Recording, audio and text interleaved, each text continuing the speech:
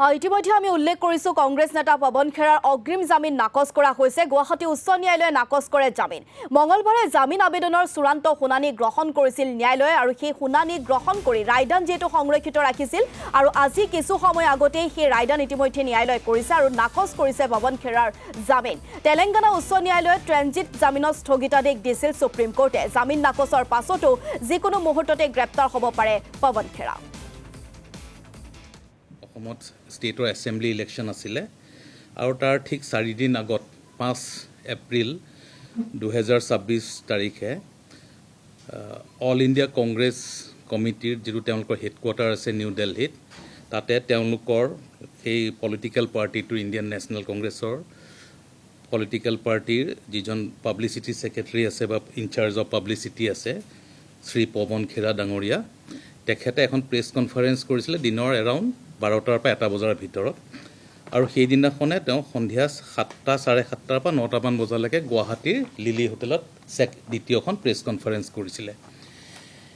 এই দুইখন প্ৰেছ কনফাৰেন্সত মূল কথা তেওঁ কৈছিলে যে অসমৰ মাননীয় মুখ্যমন্ত্ৰীৰ পৰিবাৰ শ্ৰীমতী ৰিণিকী ভূঞা শৰ্মা তেখেতে তিনিখন বিদেশৰ কাণ্ট্ৰি তাৰমানে এখন হৈছে ইউনাইটেড আৰব এমিৰেটছ সেকেণ্ডখন হৈছে ইজিপ্ট আৰু 3 নম্বৰ দেশ হৈছে এণ্টিগুৱা এণ্ড বাৰবুডা তাৰে সিটিজেনশ্বিপ লোৱা আছে আৰু তেওঁ সেই প্ৰেছ কনফাৰেন্সত তেওঁ যিখন ইলেক্ট্ৰনিক ৱাল বেকড্ৰপত আছিলে তেওঁ প্ৰেছ কনফাৰেন্স কৰোঁতে সেই ৱালত সেই তিনিখন দেশৰ ৰিণিকী ভূঞা শৰ্মাৰ নামত থকা পাছপৰ্ট তিনিখন ডিছপ্লে কৰিছিলে আৰু তেওঁ কৈছিলে যে মাননীয় মুখ্যমন্ত্ৰীৰ পৰিবাৰ ৰিণিকী শৰ্মা ভূঞাই কেনেকৈ তিনিখন দেশৰ পাছপৰ্ট বা সিটিজেনশ্বিপ লৈছে যিহেতু তেওঁ ভাৰতীয় নাগৰিক হয় ভাৰতীয় নাগৰিকত ডুৱেল সিটিজেনশ্বিপ পাৰ্মিছিবল নহয় বুলি তেওঁ কৈছে সেই ক্ষেত্ৰত তেওঁ ক'লে যে মাননীয় মুখ্যমন্ত্ৰীৰ পৰিবাৰে ৰিণিকী শৰ্মা ভূঞাই বেআইনী কাম কৰিছে আৰু তেওঁ তিনিখন দেশৰ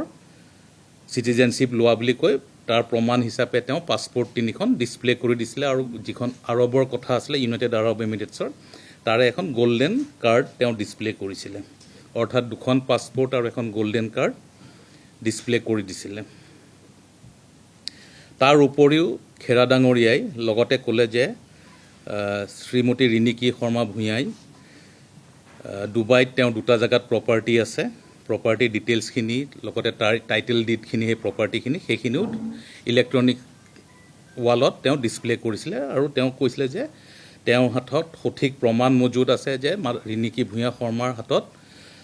যিবোৰ ডকুমেণ্টছ তেওঁৰ হাতত আছে সেই ডকুমেণ্টছৰ দ্বাৰা তেওঁ এইটোকে প্ৰমাণ কৰি দেখুৱাব খুজিছিলে মিডিয়া তথা সমগ্ৰ ভাৰতবাসীৰ আগত যে ৰিণিকী ভূঞাৰ 2 জাগাত ডুবাইত প্ৰপাৰ্টি আছে বা ইউনাইটেড আৰব এমিৰেটছত প্ৰপাৰ্টি আছে আৰু সেইখিনি মাননীয় মুখ্যমন্ত্ৰীয়ে তেওঁ ইলেকশ্যনত যিহেতু কেণ্ডিডেট আছিলে ইলেকশ্যনৰ উঠা সময়ত যিখন এফিডেভিট দিব লাগে ফৰ্ম 26 তাতে ৰিণিকী ভূঞা শৰ্মাৰ বিদেশত থকা প্ৰপাৰ্টিখিনি উল্লেখ কৰা নাছিলে আৰু সেইকাৰণে মুখ্যমন্ত্ৰী ডক্টৰ হিমন্ত বিশ্ব শৰ্মাৰ ইলেকশ্যনটো খাৰিজ কৰিব লাগে বুলি ইলেকশ্যন কমিশ্যনৰ ওচৰত আৰ্জি দাখিল কৰিছিলে তাৰ উপৰি 3 নম্বৰ তেওঁ আৰু এটা অতি গুৰুত্বপূৰ্ণ কথা কৈছিলে যে শ্ৰীমতী ৰিণিকী ভূঞা শৰ্মাৰ ইউনাইটেড ষ্টেটছত আমেৰিকাত অৰ্থাৎ ষ্টেট অফ ৱিঅ'মিং তাতে তেওঁৰ এটা কোম্পানী আছে কোম্পানীৰ নামটো তেওঁ ডিছপ্লে কৰি দিছিলে আৰু সেই কোম্পানীত ৰিণিকী শৰ্মা ভূঞাৰ কোম্পানীটোত সদস্য আছিলে ডক্টৰ হিমন্ত বিশ্ব শৰ্মা ৰিণিকী ভূঞা শৰ্মা নিজে আৰু তেওঁৰ পুত্ৰ নন্দিল শৰ্মা বিশ্ব শৰ্মা এই তিনিজন থকা বুলি তেওঁ দাবী কৰিছিলে আৰু সেই ৱিঅ'মিঙৰ যি কৰ্পোৰেট ডকুমেণ্টছবোৰ আছিলে সেইবোৰো তেওঁ ৰেজিষ্ট্ৰেশ্যনৰ কাগজবোৰ ইলেক্ট্ৰনিক ৱালত ডিছপ্লে কৰিছিলে আৰু তাৰ উপৰি তেওঁ এইটোও কৈছিলে যে তাতে টোটেল ফাণ্ডিং ইনভলভ হৈ আছে 52,000 ইণ্ডিয়ান ৰুপি 52,000 কোটি টকাৰ তাতে বিনিয়োগ কৰা বুলি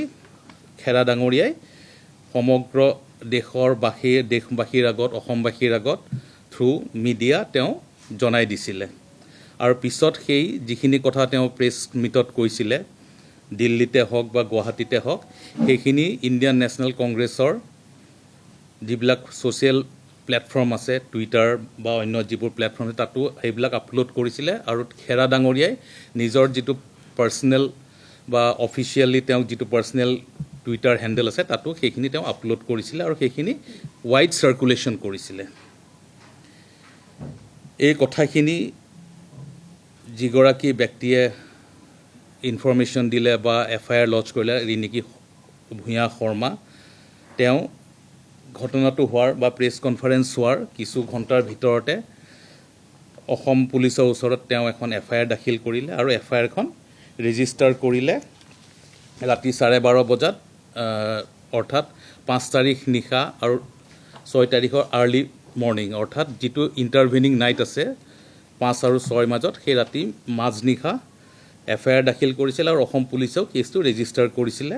তাৰে বিভিন্ন ধাৰা হৈছিলে ছেকশ্যন 175 BNS,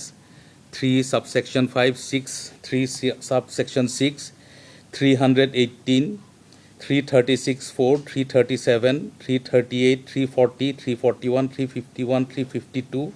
353, 356 আৰু 61(2). এই প্ৰায় 14টা ধাৰাত BNSৰ আণ্ডাৰত, অৰ্থাৎ ভাৰতীয় ন্যায় সংহিতা 2023ৰ আণ্ডাৰত কেছটো ৰেজিষ্টাৰ কৰিছিলে। তাৰে গুৰুত্বপূৰ্ণ যিকেইটা ছেকশ্যন আছিলে মই কৈ দিব খুজিছোঁ। ছেকশ্যন 175 BNSত কোৱা হয় যে spreading false statement about a candidate or character and conduct of a candidate to influence the election result, সেইটো একদম খুব গুৰুত্বপূৰ্ণ এটা ধাৰাত কেছটো ৰেজিষ্টাৰ কৰিছে। তাৰ উপৰি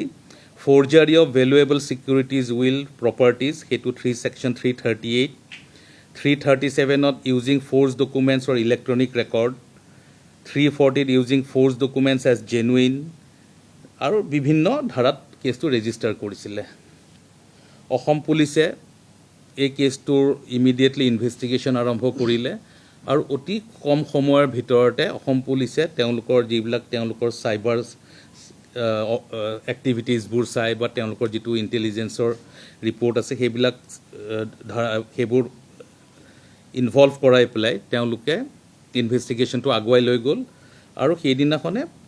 অৰ্থাৎ 6 তাৰিখে ৰাতিপুৱাই মাননীয় মুখ্যমন্ত্ৰীয়ে এখন প্ৰেছ কনফাৰেন্স কৰি গোটেই যিবোৰ অভিযোগ আনিছিলে খেৰা ডাঙৰীয়াই সেইখিনিৰ ওপৰত এটা উত্তৰ দিছিলে, ৰেছপণ্ড কৰিছিলে।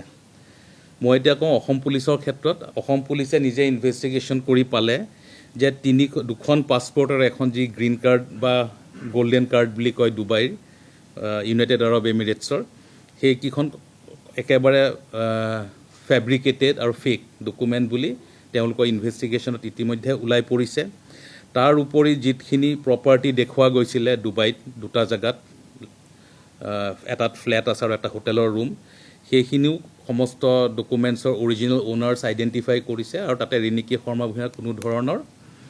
ইনভলভমেণ্ট নাই, সেইটো প্ৰমাণ হৈ গৈছে পুলিচৰ ইনভেষ্টিগেশ্যনত, যিবিলাক আমি কোৰ্টত চাৰ্জশ্বিটৰ সময়ত সকলো দাখিল কৰিব গৈ আছে অসম পুলিচে।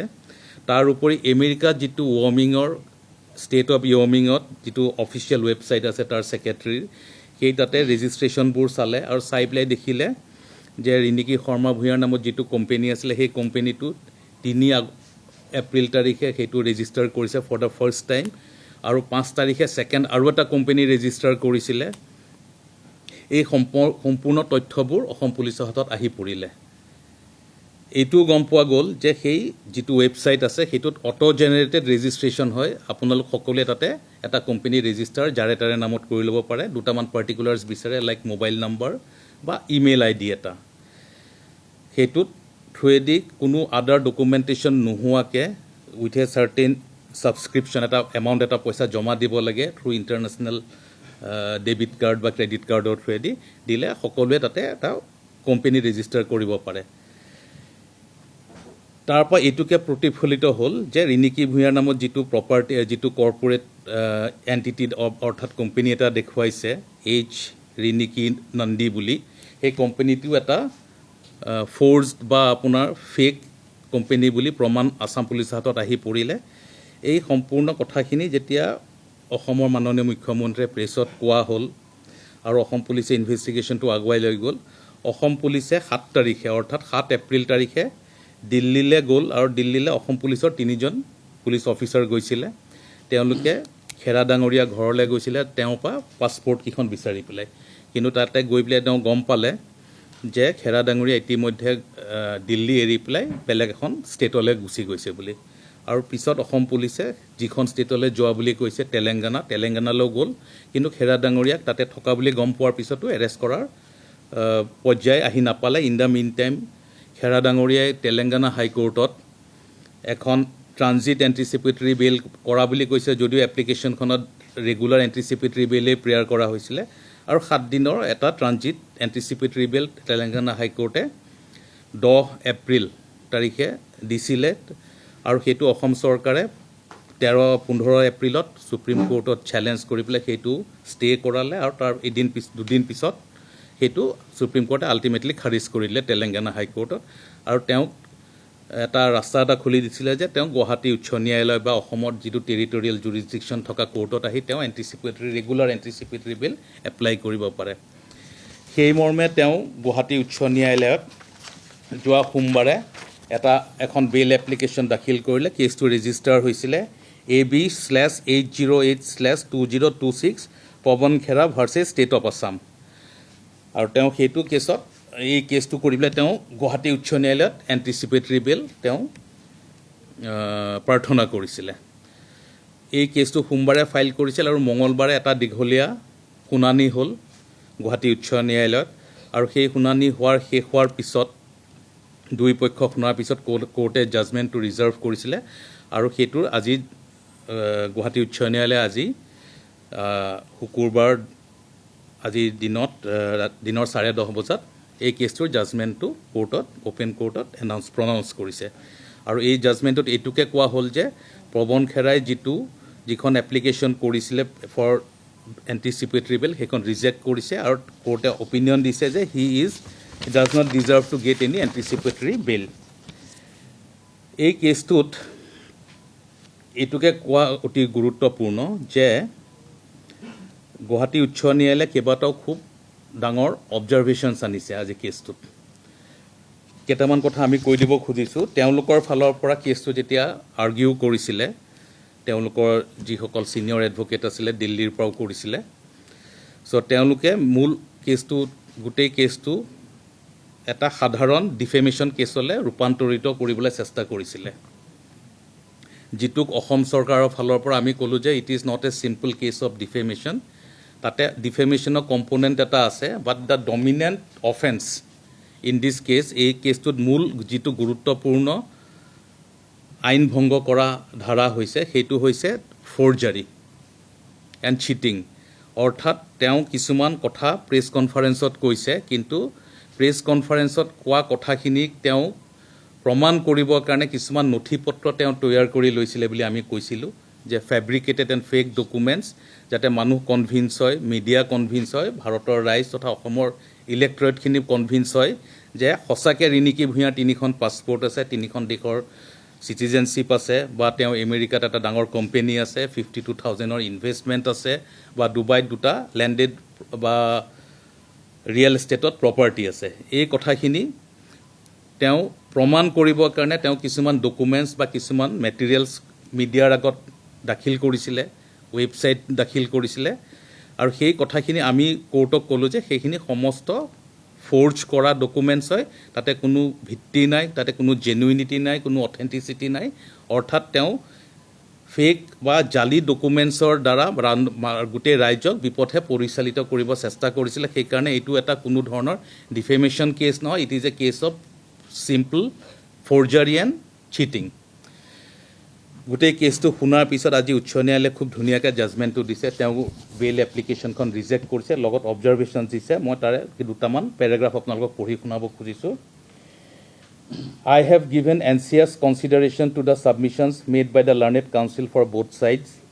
In this case, petitioner Sri Khera has claimed that accusations he had brought are based on certain documents